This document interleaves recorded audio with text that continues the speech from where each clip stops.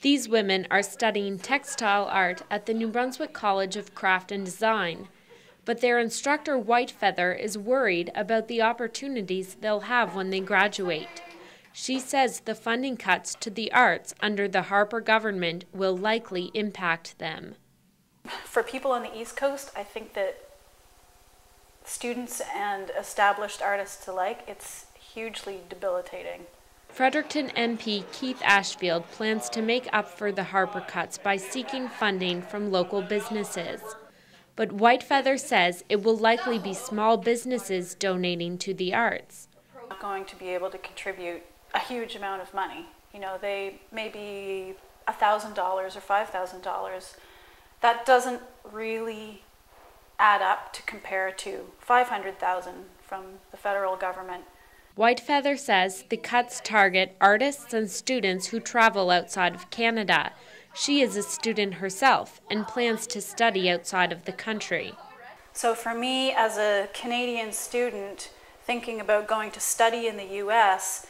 in order to, beef up my credentials and improve my practice as an artist, and then want to come back to New Brunswick and, share the wealth of all of that knowledge with this community, I'm not really supported in doing that. Chris Giles is an artist too.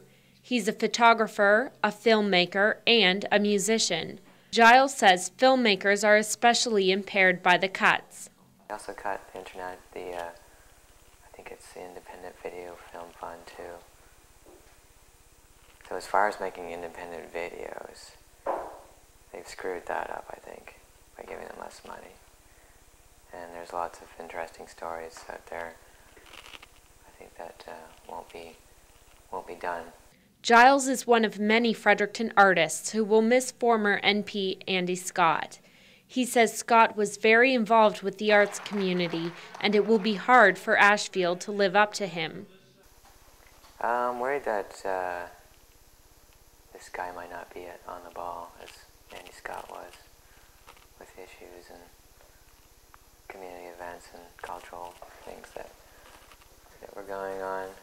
But Ashfield insists he's prepared to help artists and everyone else.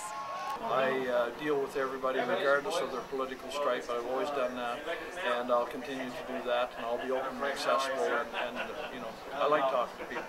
Whitefeather says she'll be scheduling regular meetings with Ashfield and writing him letters to make sure that he doesn't forget about artists and her students. Making sure that there's a personal connection will go a long way to get him on side and give credence to, the issues that artists are out there going, we need you to fight for us, so. For Stu Dispatches, I'm Kathleen McDougall.